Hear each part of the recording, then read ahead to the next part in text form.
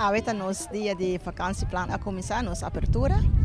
Nos tema tá tráfico de Laira, de terra e de lamang. E o que você trabalha agora? Agora nós temos um wandelmars, um fietsmars, burgie, pero ja. Tudo que we weer, nossa cana voor het veld bij Crash Bonquido.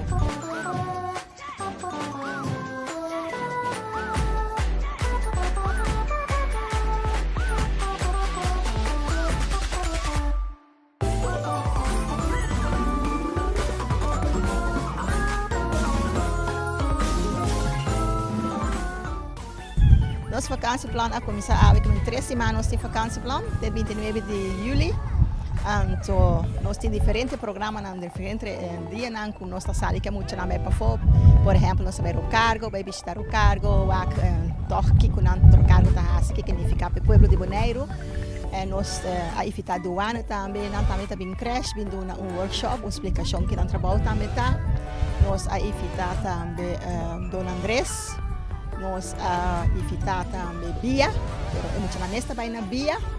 Então aí lá também uma explicação, rondleiding, portasse na possibilidade de avião, você também na permitir nós.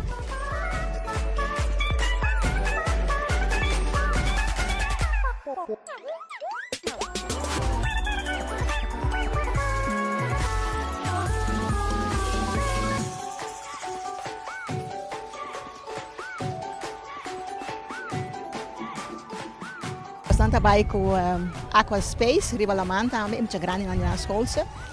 Então, nós ficamos Bontuk, também cresce bem uma explicação que na unificação está com a queira com turista, é muito na mira. Nós temos o blauwe trein também que nós ficamos, também muito na round trip dentro rond Bonaire.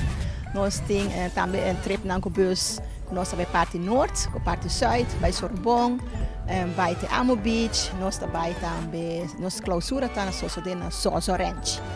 Que me aí na maior na Hibatuna muito na mente na creche, nós trabalhamos com bus, nós trabalhamos Soso Ranch, então tarde maior temos que mandar na Soso Ranch. Então dia completo na Soso Ranch. Nós temos também tema, é mesmo tema aqui na creche com cuido, uma apresentação. Então tudo o qual que muito não traga, o para me rele back.